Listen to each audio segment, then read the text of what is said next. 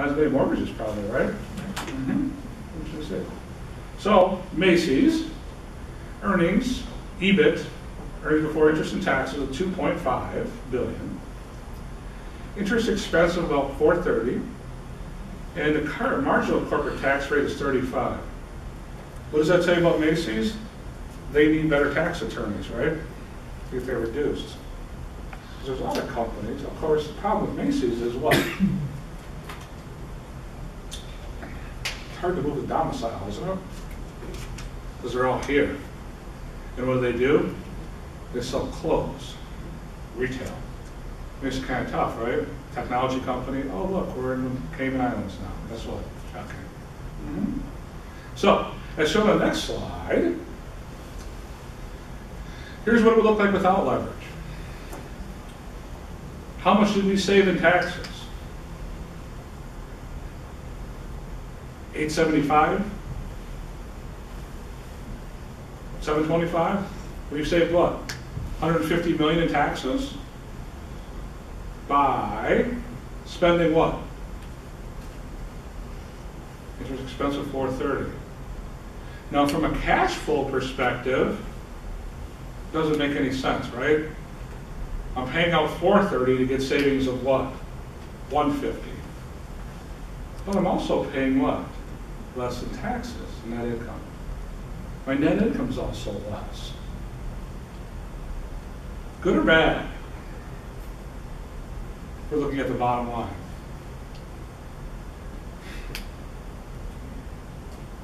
Not as good, right? Companies saving in taxes.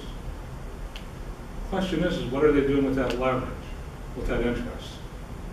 If they're making a lot more EBIT, therefore they make more net income, then they get taxed at a higher rate, but the interest expense lessens it. What that is called is the tax shield, okay?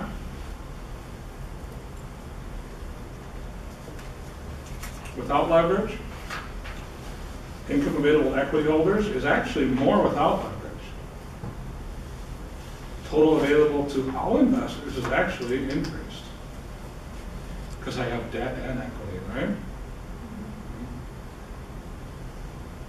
The thing is with going back one step, when a company issues debt, they need it for something, hopefully to reinvest back in the business. What should we eventually see?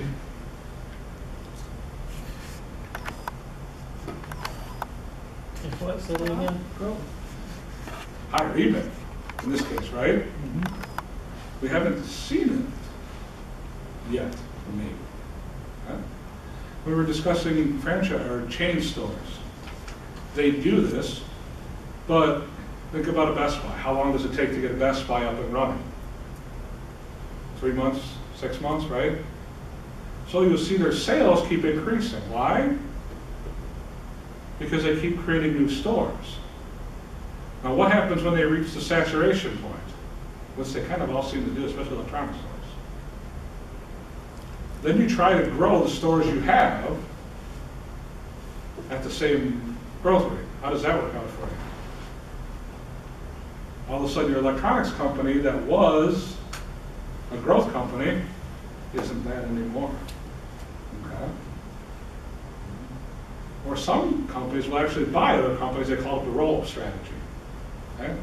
To roll up an industry. Around here, it was waste management. There was evidently a lot of Dutch people that were involved in garbage. They called it the Dutch Mafia in Chicago. And they wouldn't cross each other's territory. So you know what that meant for them? They could charge higher rates, right? Because nobody was going to come in their territory. Well, what Waste Management did is Waste Management grew their business by doing what? Buying them out, buying them out. And what would they do? Once they bought them out and got in the Chicago area, they'd go anywhere they wanted to and undercut the prices. Bad for margins, but if we sell enough, if we do enough service of garbage, we should make it up, right? A guy named Wayne Zagan, right? That was his first one, and then he did Blockbuster too, which eventually went away.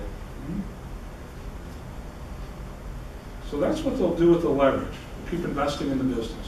How do we invest in the business? Create more stores, possibly. What do you think Macy's is doing? Why would they need the debt? Store remodeling, right? I don't think too many location ads, do you guys think? Probably not. Down, if anything. Close, more likely to close down something now. Because the old traditional mall is kind of dying, isn't it? Like we have the big stores around it and then the mall between. As you can tell, I'm very fashion conscious by the way I dress. Kohl's, on sale every day, so I can go there and buy something. or the fat guy store. Interest tax shield. Interest tax shield, corporate tax rate times interest payments. Pretty easy, right? The bigger the tax shield, the more I save. Therefore, I should issue more debt. Here's a company called DF Builders. Here's their income statement, cost of sales, otherwise known as cost of goods sold. Look at their EBIT and look at their interest expense. What's happening to EBIT? Is it increasing? Their interest expense is also increasing, right? What does that do for net income? It's still increasing. This is what we would like to see. They're not just creating the interest expense for the tax shield, although it is a use of it. They're creating it, why? Because they're going to use that money for something, right?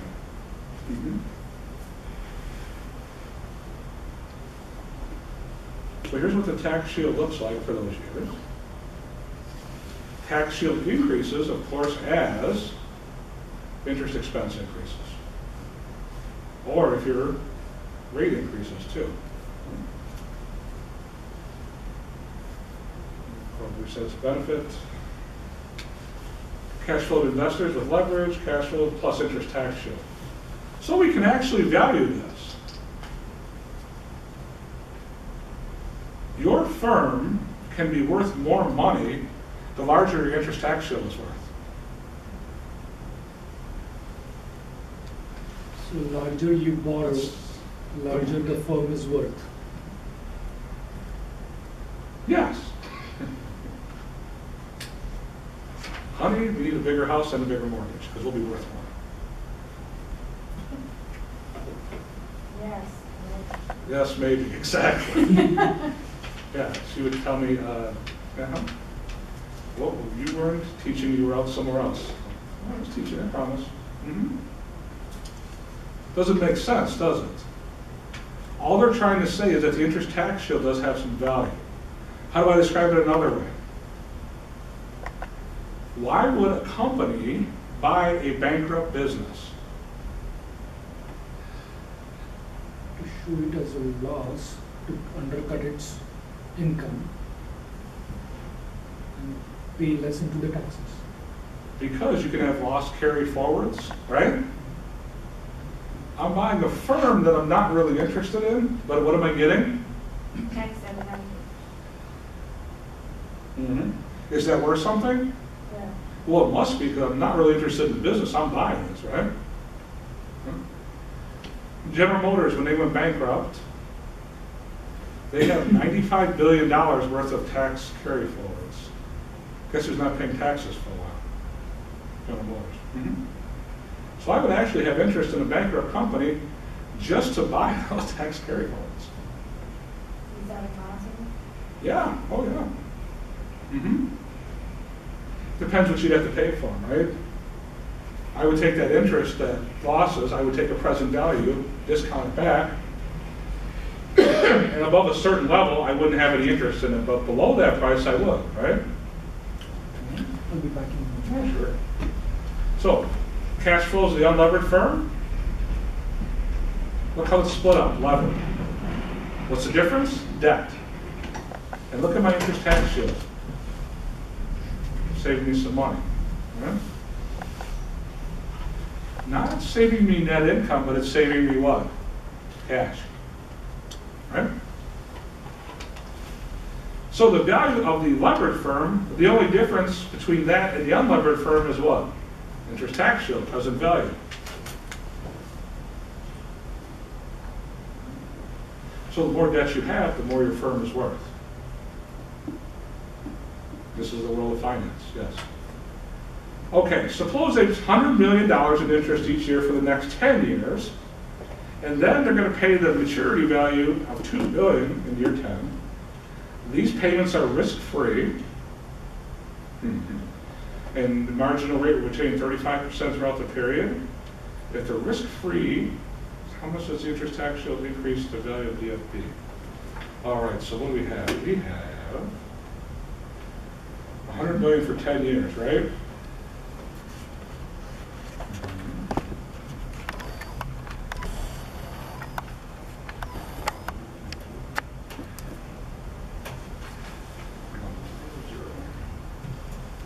So put that for 10 years.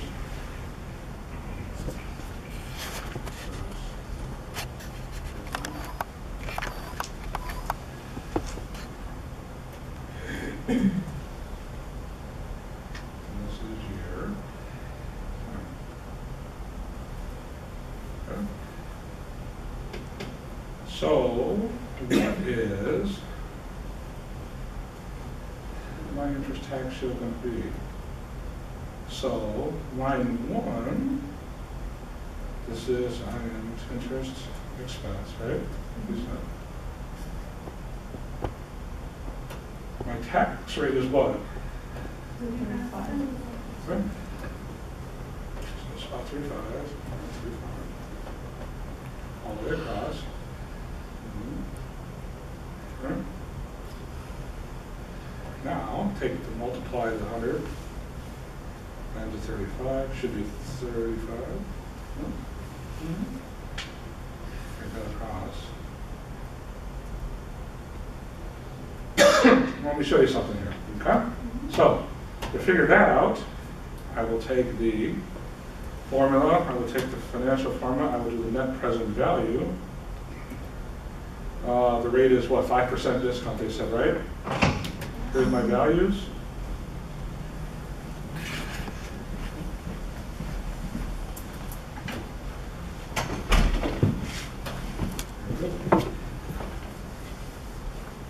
Okay? All those discounted, the 35 million is discounted at 5% for various years. Because I have this interest expense of 100 million each year, that adds $270 million to the value of my firm.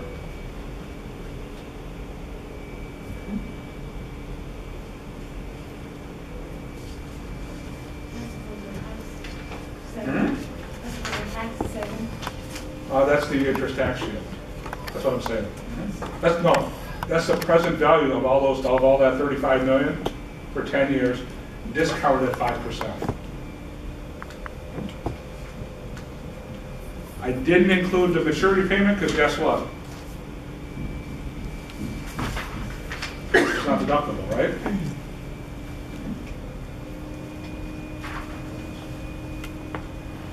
What do you think of AOL? You know AOL got bought today, right? By Verizon. Guess how many people still use dial-up through AOL? 0. 2.5 million people. Yep. Permanent debt. Debt that never seems to leave your balance sheet. Why? Because I constantly have need for it.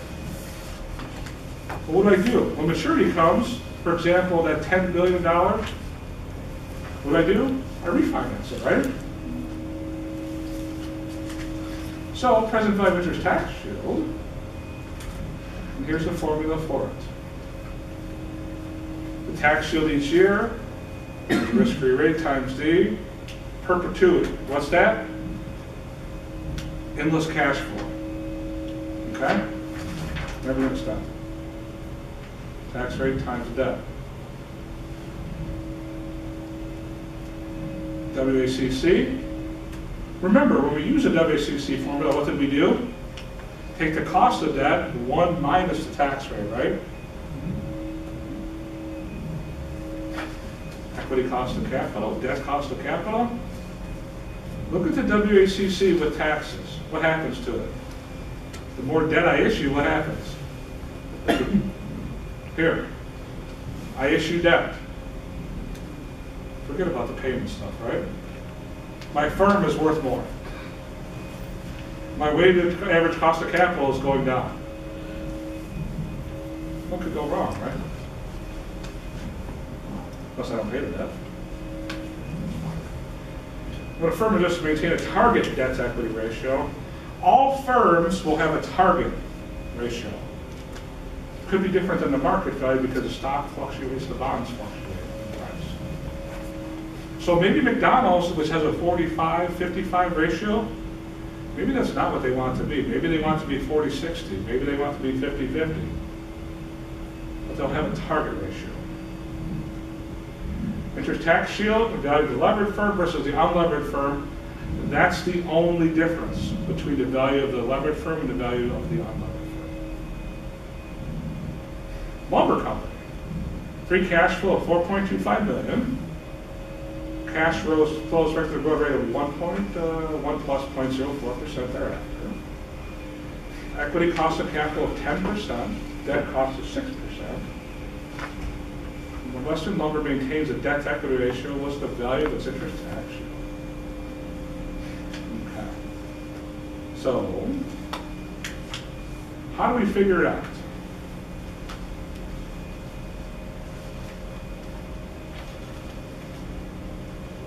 Are they giving me an interest payment number?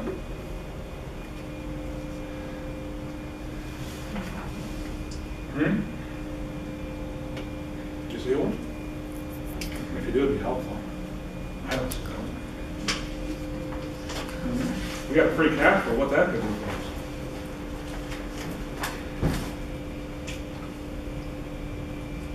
What is free cash flow?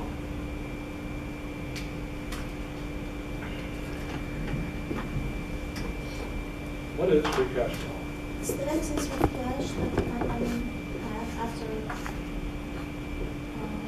So net income minus what? Capital spending?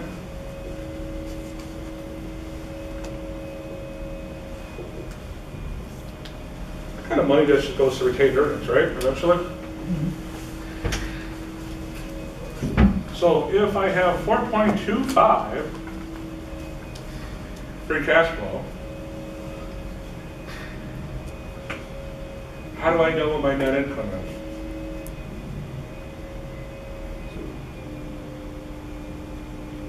Add a capital spending split. Do we have any capital spending for the summit?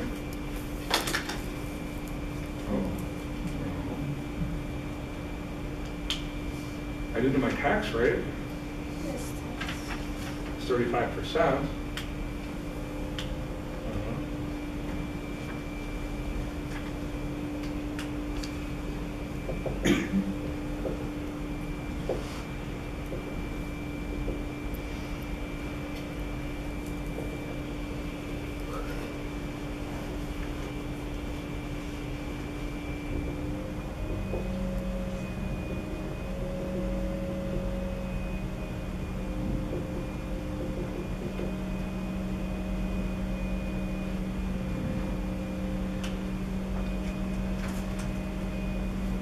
So we know the cost of, we know the debt to equity ratio, Correct. 50-50, right? 50/50.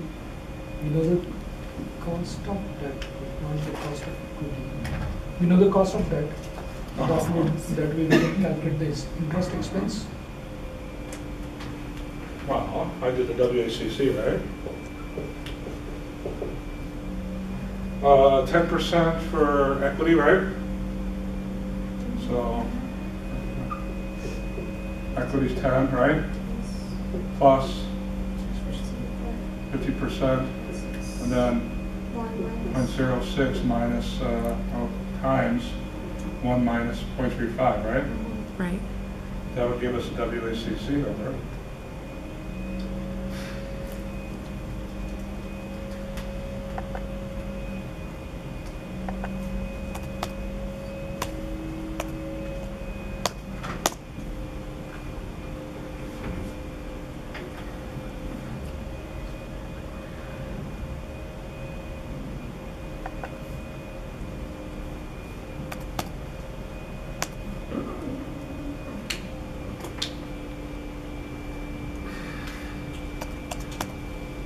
It's the third component here on the bottom.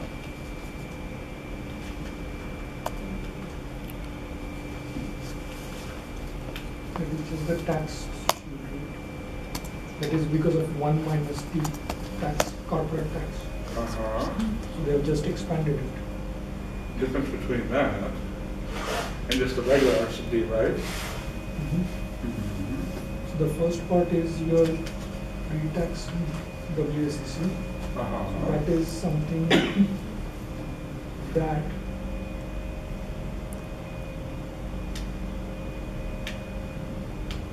so even if you are able to find the pre-tax WACC, Pre-tax, and then figure out what the value, so that'll be a percentage basis, right?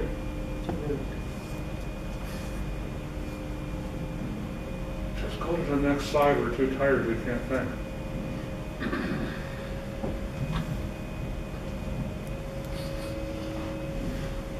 So, 8.67, right? Pre-tax. The value of my firm, which of course they didn't give us the formula for, did they? Free cash flow divided by WACC minus the growth rate. So, for the value of the unlevered firm, if we're looking for it, I can take the free cash flow, I can take the WACC minus the growth rate. And that's going to give me the unlevered value. Plug in the numbers, we have this, right? What do we use here though? Pre-tax. We didn't use 1 minus the tax rate, right? Down here we use 1 minus the tax rate, 7.97. 107 minus 91, $16 million difference.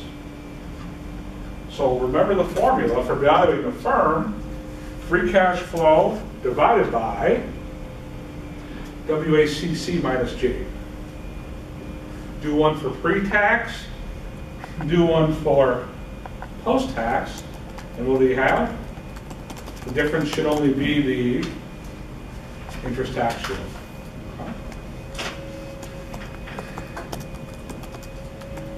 So here, Harris Solutions, we have 1.75 million. So, Anandar, can we go back to Sure, slide absolutely. 31? Mhm. So, in question number 30, or the slide 30, they are just asking the value of its tax shield, Yes. right? Uh-huh. So, isn't that value just that the remaining part? Like, so, let's go to the next one. That would be. Oh, The 107 minus the 91. Okay. I got to calculate the WACC pre-tax, Okay. and then calculate the the value of the firm unlevered, which is pre-tax. The value of the levered firm would be after tax.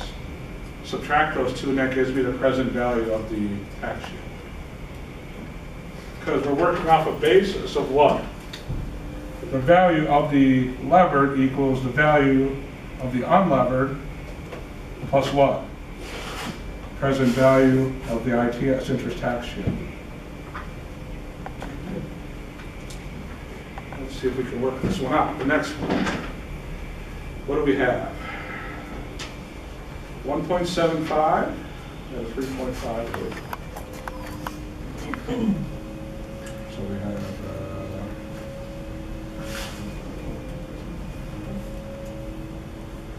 and then we have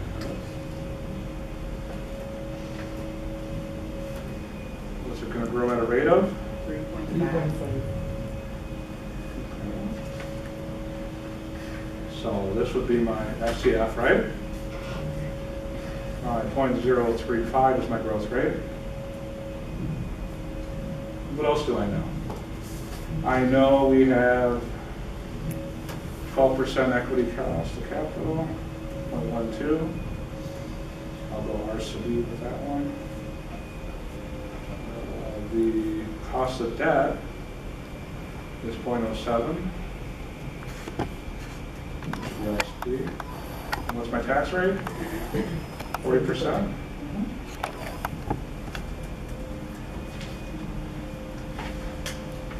debt to Debt equity to equity ratio. ratio is 2.5.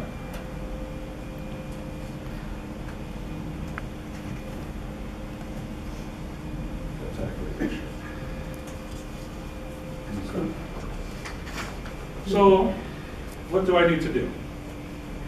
So here, when they are saying debt to equity ratio, does it mean D upon E, or does it mean D upon E plus D? They're saying the rate of debt to equity. So if it's 2.5 times,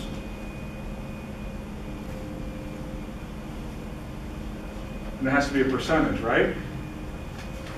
So what would be 2.5 times? If I had 25%, multiply that by 2.5, what would that give me? 625, 62. Not enough, right? Mhm. So, now remember, it's got to add up to what?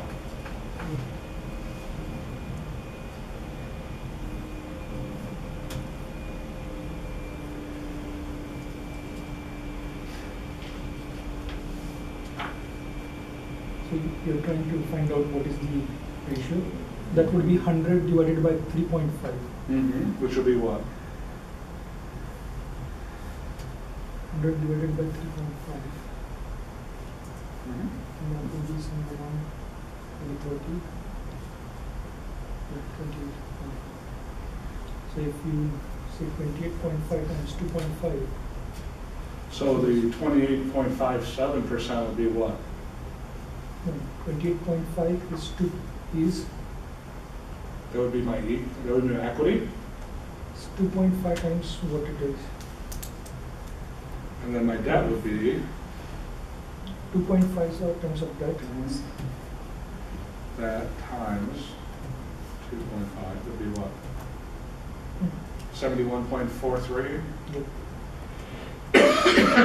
Okay. Those are nice numbers. All right.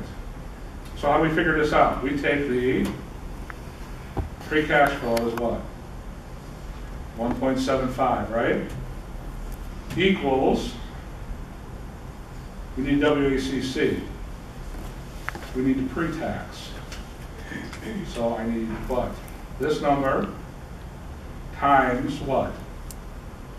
0.12, right? 71.43% times what? 0.07, right?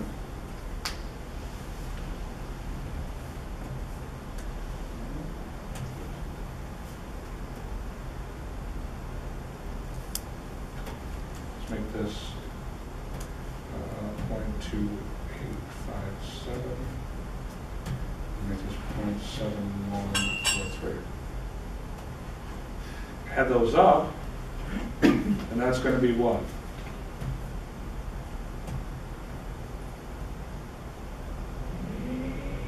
Wait, wouldn't it be 2.5? Am I wrong? 2.5 divided by 100? No, that is 2.5 times, right? Yeah. So if you add 28.57. Gotcha. No, you're right. So, what's this? Pre-tax. Pre-tax WACC, right?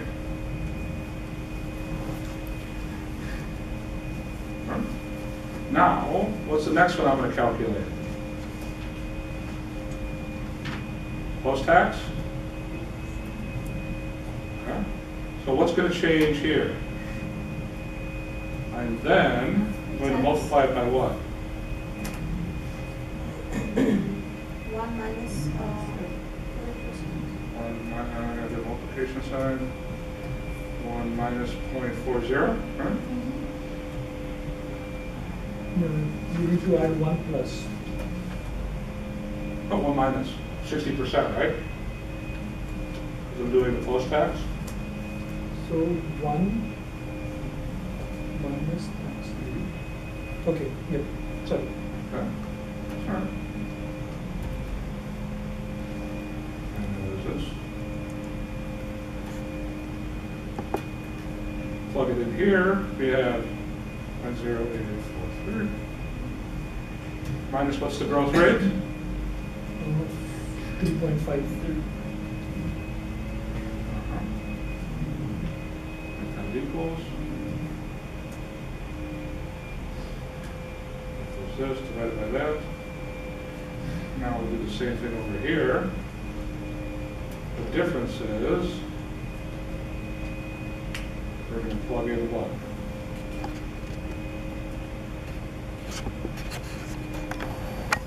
Six, right? 6.43.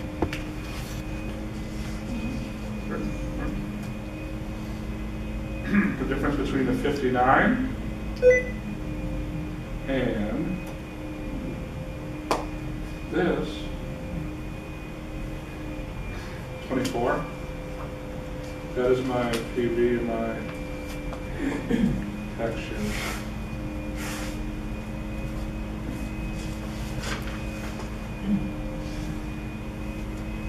So, the cheaper I can borrow money, the more my firm is worth.